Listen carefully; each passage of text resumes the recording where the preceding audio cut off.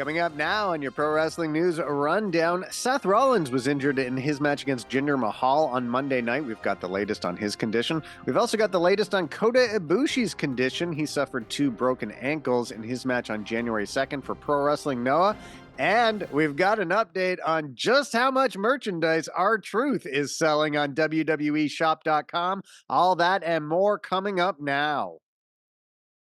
And some unfortunate news for Seth Rollins coming out of Monday's episode of Raw. He wrestled Jinder Mahal in the main event, and he started favoring his leg a little after a dive out to the floor, and he was noticeably limping on that leg near the end of the match, and he had a worried look upon his face as the match, or as the show rather, came to a conclusion.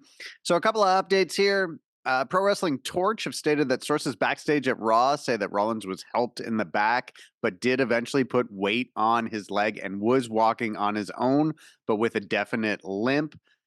They noted that he will undergo further evaluation in the days that come. He is scheduled for an MRI today to determine the extent of the injury. Obviously, not a good time to suffer an injury with the Royal Rumble and WrestleMania season coming up. The injury was also addressed by Brian Alvarez and Dave Meltzer on Wrestling Observer Radio, with Brian saying that he was walking on his leg backstage, and Dave Meltzer adding that he's going to get an MRI and then we'll find out. Basically, I was told that it could be something minor. It could be something worse. We won't know until the MRI results come back. So that should be maybe today, maybe tomorrow. We'll just have to see. But that's possibly a big developing story in WWE, is Seth Rollins' injury status. Another injury status update we have for WWE involves Carmelo Hayes. So Carmelo Hayes was involved in a match with Austin Theory on SmackDown. They did a Spanish fly from the top rope and came down awkwardly and on their heads. And while the report from WWE later was that they're both fine, however, they are in medical protocol, which is sometimes code word for concussion, and there's no word on if Carmelo Hayes is going to be available for NXT tonight.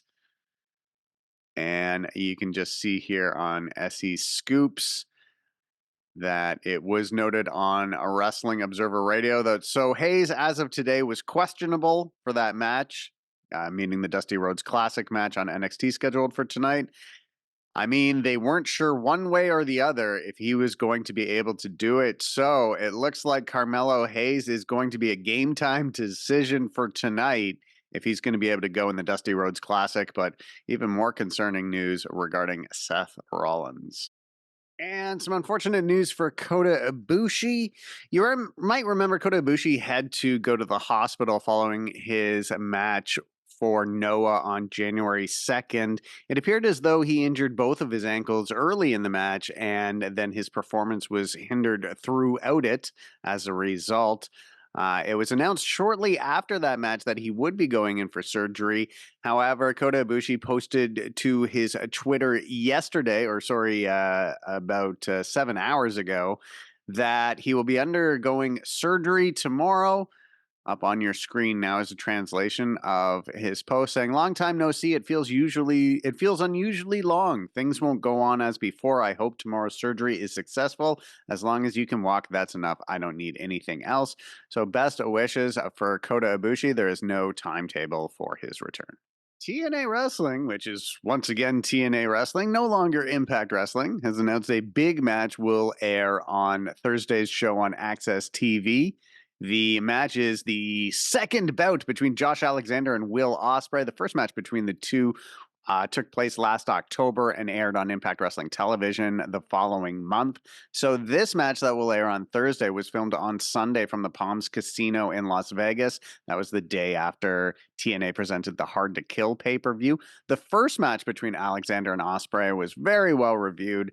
If you care about cage match ratings, it was a 9.60 So very good rating there, and Dave Meltzer awarded it 4.75 stars. Just one other match has been announced for Thursday's show as well, and that is Zaya Brookside taking on Tasha Steeles, the former Knockouts champion.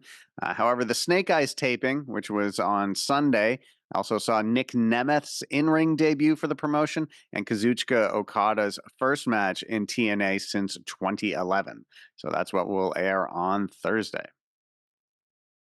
Members of The Way had a difficult commute to Monday's Raw in Little Rock, Arkansas. So Johnny Gargano took to X, formerly known as Twitter, and posted the travel schedule for this happy-looking crew. You can see Indy in the back giving the camera the finger.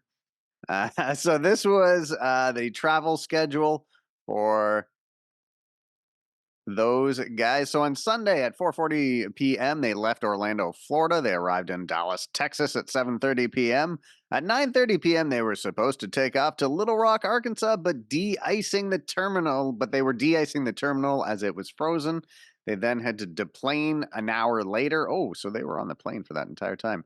They get back on the plane at 11, and they're gonna take off. But then the crew timed out, so now the flight is canceled. Wow. So then we go to Monday at 12 a.m., which is when all days start. They waited in line to get our plane ticket reissued while calling various hotels because it's after midnight and you can't book them online anymore. They got our tickets for an 8:19 a.m. flight Monday morning. They arrived at their hotel in Dallas, wake up and find out that their flight is delayed till 10 a.m. This is unreal. I mean, there was a huge winter storm, so they got a workout in. They go back to the Dallas airport. New flight is now canceled. Drive 5 hours to Little Rock, Arkansas. Get to Little Rock, Arkansas, Simmons Bank Arena around 4:15 p.m. And then, they went 2 for 2 in the opening hour. Team DIY gets the win against Dirty Dominic Mysterio and JD McDonough. And then following that, Candice LeRae and Indy Hartwell get the win over the former WWE Women's Tag Team Champions Piper Niven and Chelsea Green. So interesting travel schedule for The Way. And some good news for fans of R-Truth and the Judgment Day. If you've been following Raw, they're doing this angle where R-Truth believes that he's in the Judgment Day. However, the Judgment Day, anyway, it's a whole thing. A lot of people have really been liking about it. Jeff and I talked about it on the last Zen and the Art of Watching Wrestling. So up on your screen now are the top selling t-shirts on WWEshop.com for the week ending January 12th. And right at the top, in the top 2 spots, R-Truth and Judgment Day shirts. The top one being the standard R-Truth Judgment Day shirt and the Live, Laugh, Love versions. So he knocks out CM Punk from that top row. Cody Rhodes also normally quite high up on this list, although he doesn't currently have any shirts selling super well over the last week. But R-Truth is your top merchandise seller in WWE over the last week. And that will show WWE that they've got something going here with this storyline with R-Truth and the Judgment Day.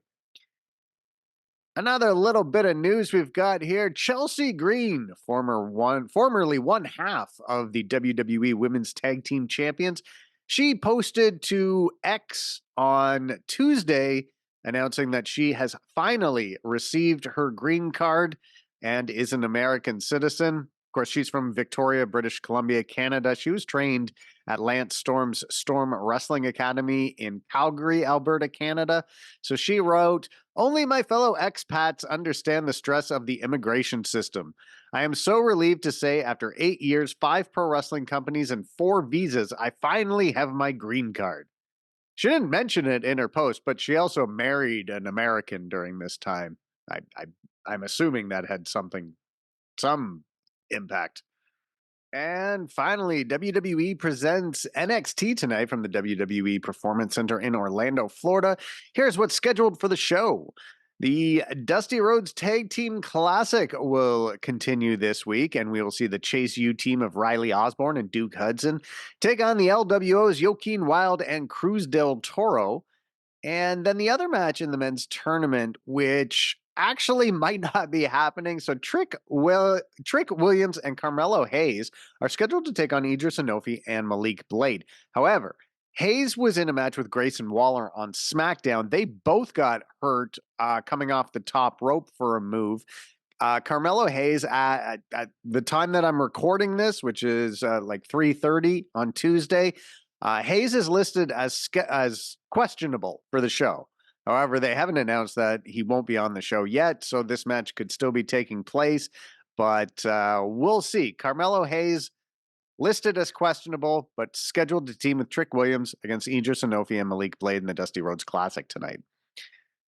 Also, we're going to see tag team action featuring NXT Women's Champion Lyra Valkyria teaming up with Tatum Paxley against Lola Vice and Elektra Lopez. And also, we will see the new NXT North American Champion, Oba Femi, after his big, shocking title win last week. We will hear what he has to say on the show this week. And also, we will have a battle royal to determine the number one contender to the NXT Women's Championship at Vengeance Day. Up on your screen there is some of those who are scheduled for the match. One person who won't be in the match, however, is Cora Jade. Earlier in this video, we talked about the injury that she suffered over the weekend. That's going to do it for this video, everyone. Make sure to hit the subscribe button and click the like button as well, and we'll see you again next time.